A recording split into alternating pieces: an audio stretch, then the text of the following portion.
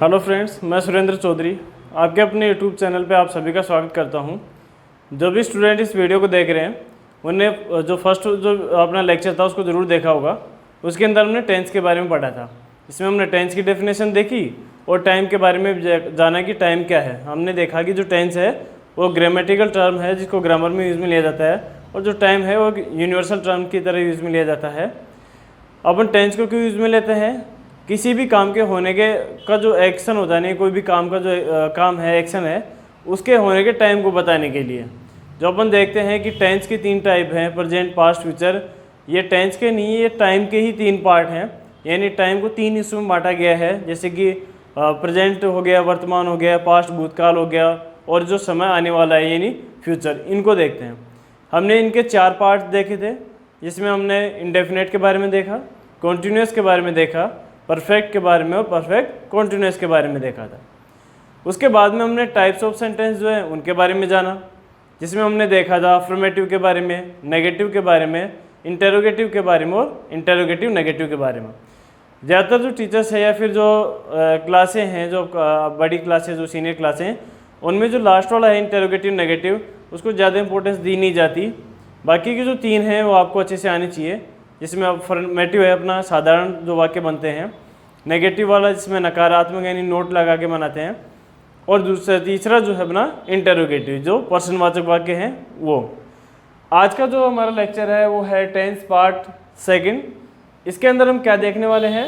Helping verb के बारे में देखने वाले हैं। इसके बारे में मैंने बताया था कि हम जो आने वाला लेक्चर उसके अंदर हम देखेंगे हेल्पिंग वर्ब के बारे में। मैंने आपको एक चीज़ बताई थी कि आपको जो है सेंटेंस के टाइप पता होने चाहिए, और दूसरी मेन चीज़ जो है ये जो टेबल आपको सामने दिख रही है ये आपको आनी चाहिए। अगर ये 2 चीज़ें आती हैं तो आप जो है सेंटेंस मेकिंग में अच्छे हैं, परफेक्ट हो सकते हैं। पहले एक टेबल जो है आप इसको कॉपी कर लेंगे, फिर इसको समझाता हूँ मैं।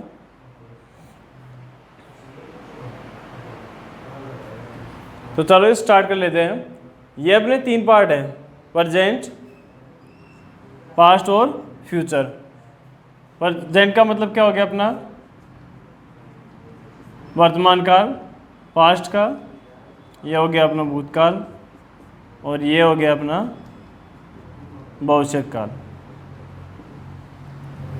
3 पार्ट में अपन डिवाइड करते हैं टाइम को, प्रेजेंट, पास्ट और फ्यूचर में। फिर इनको फर्दर 4 पार्ट देखे थे हमने, इंडेफिनेट, कॉन्टीन्यूअस, परफेक्ट और परफेक्ट कॉन्टीन्यूअस में। अब ये जो 4 पार्ट हैं ये प्रेजेंट के भी हैं, पास्ट के भी हैं और फ्यूचर के भी हैं।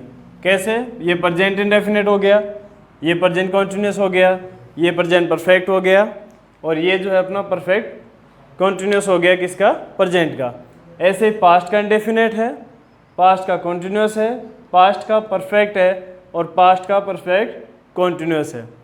ऐसे फ्यूचर इंडेफिनेट है, फ्यूचर कॉन्टीन्यूअस, फ्यूचर परफेक्ट और फ्यूचर परफेक्ट कॉन्टीन्यूअस। तो ये जो 4 पार्ट हैं ये सभी के हैं। टोटल जो अपने अगर इनको ऐड किया जाए तो ये कितने पार्ट हो जाएंगे? ये 12 टाइप्स हो जाएंगे अपने। तो 12 टाइप्स हैं। अब इनको चाहो तो तुम अलग अलग टेबल बना लो, 4 इसकी बनाओ, फिर 4 में इसको डिवाइड करो, फिर इसको। मैंने इन सभी को एक ही जगह पे रखा हुआ है। हेल्पिंग वर्ब है वो भी अब सारी एक जगह आगे ये दिख रही होंगी। पहले अपन देखते हैं कि प्रेजेंट इंडेफिनेट जो है उसके अंदर हेल्पिंग वर्ब क्या है, क्या फॉर्मेट है उनका। यहाँ लिखा हुआ है वर्ब की फर्स्ट फॉर्म। वर्ब की फर्स्ट फॉर्म से क्या मतलब आपका? जैसे कि ईट, प्ले, रीड, राइट, ये अपनी क्या होती है? फर्स्ट फॉर्म होती है। उनके अंदर आपको क्या करना है? एस या ई एस जोड़ना है। जैसे कि इसको अंदर अपन जोड़ेंगे तो बन जाएगा ईट्स, प्लेज, रीड्स, राइट्स। तो हमने क्या किया? इसके अंदर एस या ई एस जोड़ा। एस या एस जोड़ा क्यों है? इसको सिंगुलर बनाने के लिए, यानी एक वचन बनाने के लिए। अगर इसमें से ये हटा देंगे तो ये प्लूरल बन जाएगा। इसके अलावा अपने पास में नेगेटिव और इंटेरोगेटिव यानी नकारात्मक और जो प्रश्नवाचक वाक्य हैं उनको बनाने के लिए यहाँ अपने हेल्पिंग वर्ब दी है डू और डज। इसमें डू जो है अपना प्लूरल फॉर्म में आता है और डज जो है सिंगुलर में। डू और डज के बाद में जो आने वाली जो वर्ब है वो वर्ब की फर्स्ट फॉर्म होगी। ऐसे ही प्रेजेंट कॉन्टिन्यूअस जो है टेंस के अंदर देखें तो हेल्पिंग वर्ब क्या है अपनी? Is, am, are. 3 helping verb दी हुई हैं। इज जो है वो अपने सिंगुलर की तरह एक्ट करती है, यानी कि एक वचन होती है। एम जो है वो काम में आता है आई के साथ में, ये सभी को पता हो गया, फिर ज़्यादातर बच्चे इस चीज़ को जानते हैं। आर जो है वो प्लूरल फॉर्म में काम में आता है। ये मैं सिंगुलर प्लूरल इसलिए बता रहा हूँ ताकि कन्फ्यूजन ना हो, क्योंकि अभी तो रट लेते हैं इस टेबल को इसी तरीके से, लेकिन फिर कोई पूछता है कि इज़ और आर में से प्लूरल कौन है या सिंगुलर कौन है, फिर वही प्रॉब्लम हो जाती है दोबारा से। तो इसको साथ के साथ ही लिखते चलेंगे।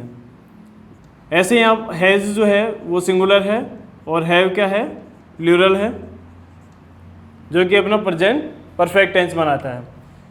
फिर थर्ड अपना लास्ट इसका परफेक्ट कंटिन्यूअस। परफेक्ट कंटिन्यूअस के अंदर देखो यहाँ पे वही बात है सिंगुलर होगा, हैव प्लूरल के साथ में काम में आएगा।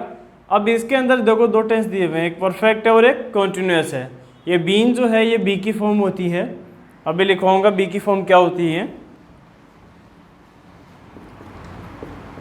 बी की फॉर्म में अपने आती है is, am, are, was, were, be और बीन। तो ये बी की जो थर्ड फॉर्म है बीन, ये है परफेक्ट फॉर्म, जो इसको परफेक्ट बनाने के लिए लगाई गई यहाँ।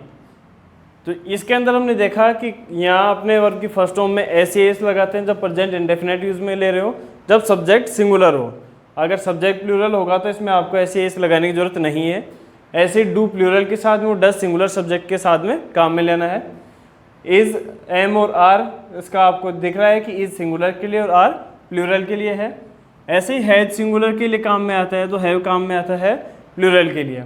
यहाँ इनके साथ में जोड़ते हैं। अब इनको बार बार रटने की जरूरत नहीं देगा। जो कॉन्टिन्यूस जो टेंस है उसके अंदर हम क्या करते हैं, सभी के अंदर हो, चाहे प्रेजेंट का हो, पास्ट का हो या फिर फ्यूचर का हो।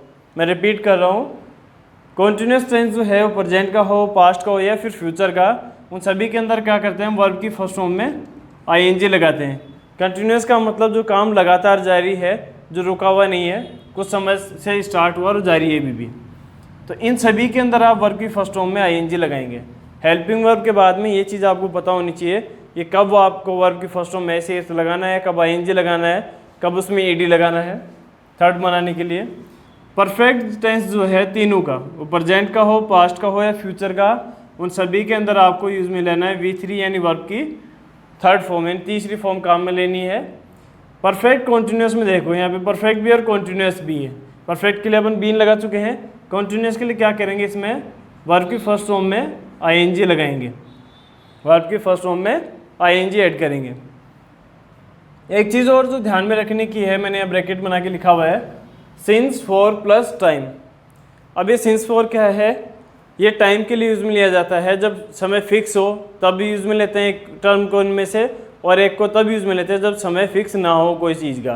जैसे मैं कहूँ कि वह कई दिनों से घर से गायब है, तो कई दिनों का कोई फिक्स आइडिया नहीं होगा। अब मैं कहूँ कि वह सोमवार से पढ़ रहा है या सोमवार से स्कूल जा रहा है, तो मंडे जो है एक तरीके से फिक्स हो गया है, तो उसके साथ में इसको किस तरीके से यूज़ में लेना है वो भी हम देखेंगे। सेकंड स्टार्ट करते हैं अपना पास्ट का। पास्ट इंडेफिनिट टेंस, देखो यहाँ तो फर्स्ट फॉर्म लिखी हुई है, यहाँ पे फर्स्ट थी, यहाँ थर्ड है परफेक्ट में, यहाँ फर्स्ट फॉर्म है। एक चीज़ ध्यान में देने की है, पास्ट इंडेफिनिट जो है ये अकेला ऐसा टेंस है पूरी टेबल के अंदर, टेंस का ऐसा टाइप है जिसमें वर्ब की सेकंड फॉर्म आएगी, बाकी कहीं पे भी इसमें जो है सेकंड फॉर्म काम में नहीं आने वाली है। जैसे यहाँ डू डज है, इसकी पास्ट फॉर्म जो होती है सेकंड फॉर्म जिसको अपन बोलते हैं पास्ट फॉर्म, उसको डिड से डिनोट करते हैं। इसके बाद में आपको वर्ब की फर्स्ट फॉर्म यूज में लेनी है। वर्ब की सेकंड फॉर्म सिर्फ पास्ट टेंस के अंदर ही आएगी, ध्यान रखना इस चीज़ को, कई बार पूछा जाता है इससे।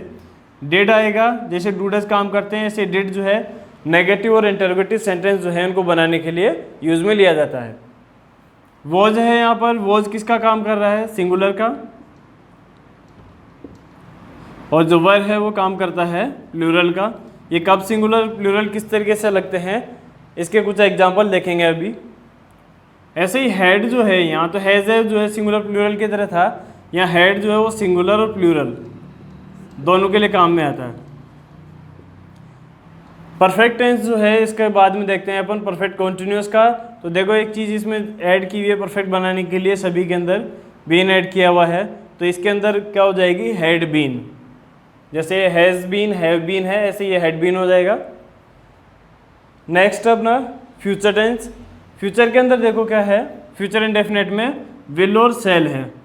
विल और सेल जो है इनमें इनको यूज़ में लेने का एक तरीका है। वैसे तो आजकल ये इतना चलता नहीं है, कॉमन हो गया है, लेकिन अभी आपको ध्यान में रखना है कि जो आई और वी है उसके साथ सेल यूज़ आएगा। बाकी जो भी बच गए हैं जैसे कि ही, सी, इट, यू, दे, उनके साथ में हम यूज़ में लेंगे विल।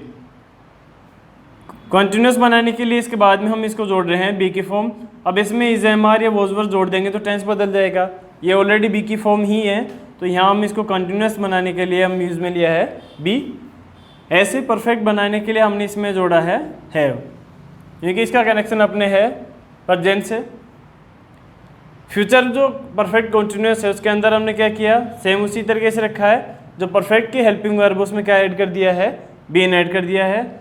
यहाँ सिंस 4 प्लस टाइम ये मैंने एरो कर रखा है, ये सभी के अंदर आएगा, यानी इसके अंदर भी आपको सिंस 4 प्लस टाइम लगाना है। इसमें भी आप जो है सिंस 4 प्लस टाइम का जो कॉन्सेप्ट है उसको यूज़ में लेंगे। और यहाँ भी जो है फ्यूचर परफेक्ट कॉन्टिन्यूस में भी आप सिंस 4 प्लस टाइम का जो कॉन्सेप्ट है उसको यूज़ में लेंगे।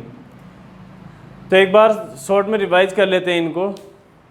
यहाँ जो है जैसे यहाँ फर्स्ट फॉर्म यूज़ में ली है, इसके अंदर भी आपको विल सेल के बाद में फर्स्ट फॉर्म ही काम में लेनी है। यहाँ पे आपको बताई दिया है कॉन्टिन्यूस टेंस तीनों के अंदर वर्ब की फर्स्ट फॉर्म में ही आएगी, इसमें आईएनजी ऐड कर देंगे। यहाँ तीनों में ही परफेक्ट है। यहाँ पे देखा जाए तो यहाँ पे भी सब में फर्स्ट फॉर्म ही आ रही है। तो सिर्फ पास्ट का जो इंडेफिनेट है ये ऐसा टेंस है इसके अंदर वर्ब की सेकंड फॉर्म यूज़ में आती है। तो इस टेबल को एक बार कॉपी करेंगे, फिर से अच्छे से मैच करेंगे। जो मैंने लिखा है सिंगुलर प्लूरल लिखना ज़रूरी है, आपको पता होना चाहिए, क्योंकि हेल्पिंग वर्ब रटने से कुछ नहीं होगा। आपको ये भी पता होना चाहिए कि कब तो मुझे सिंगुलर यूज़ में लेनी है और कब प्लूरल को यूज़ में लेना है।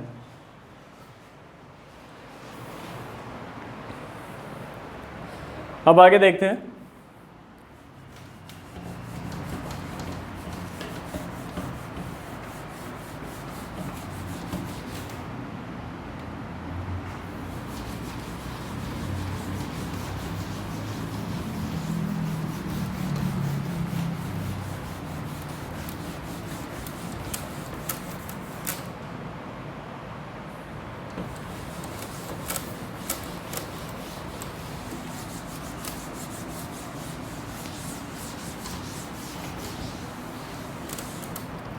मैं बात कर रहा था बी की फॉर्म की और सिंस 4 की। पहले बी की फॉर्म लिख के बता रहा हूँ कि बी की फॉर्म होती कौन सी है। फॉर्म ऑफ बी, देखो बी की फॉर्म जो है वो है अपने पास में is, am, are, was, were, be और बीन जो है इसकी परफेक्ट फॉर्म होती है। यानी कि टोटल जो है अपने पास में 6-7 फॉर्म है जो बी की फॉर्म की तरह काम करती हैं। फिर हम बात कर रहे थे सिंस और फॉर की, कि कहाँ सिंस काम में लेना है अपने को और कहाँ फॉर काम में लेना है। तो सिंस जो है वो काम में आएगा फिक्स टाइम के साथ में, जब समय क्या हो, फिक्स हो। यानी सिंस को यूज़ में लिया जाता है फिक्स टाइम के लिए, यानी समय जब फिक्स हो उसके साथ में इसको यूज़ में लिया जाएगा। किस तरीके से, जैसे कि लिखा हुआ है मंडे, ट्यूसडे, वेडनेसडे, ये फिक्स होते हैं। ऐसे ही जैसे कि जनवरी, मार्च, अप्रैल, कुछ भी हो वो सभी क्या हो जाएंगे, फिक्स हो जाएंगे। ऐसे ही कोई डेट लिखी हुई जैसे 1942 लिखी हुई है तो ये फिक्स है।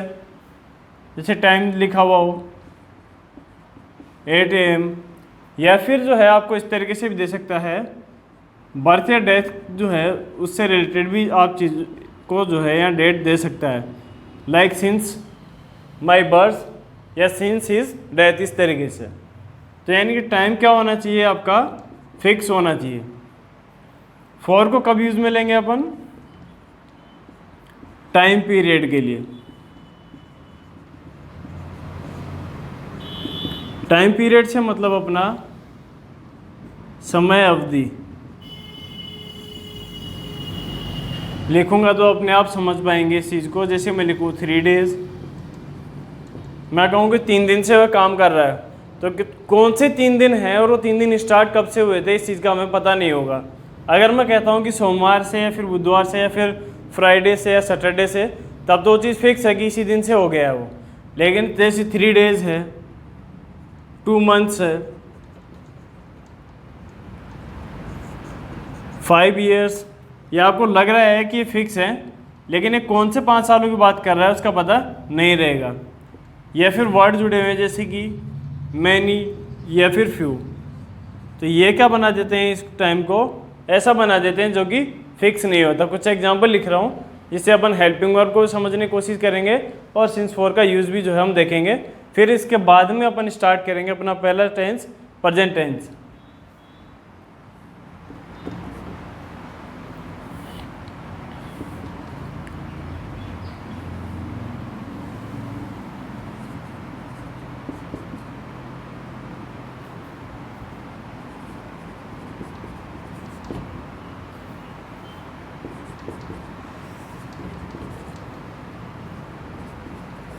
He goes to market to buy vegetables।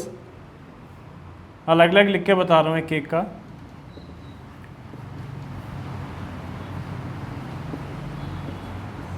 She doesn't like tea।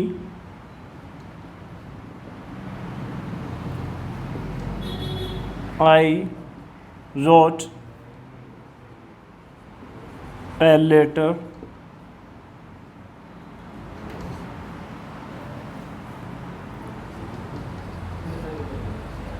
they will buy a new house। और एग्जाम्पल जो बचे हुए हैं अपन बाद में देखेंगे जब टेंस का स्टार्ट कर रहे होंगे 1 by 1। फर्स्ट एग्जाम्पल लिखा हो अपना, he goes to market to buy vegetables. यहाँ देखो मैंने ही जो है उसके साथ में गोज़ यूज़ में लिया है।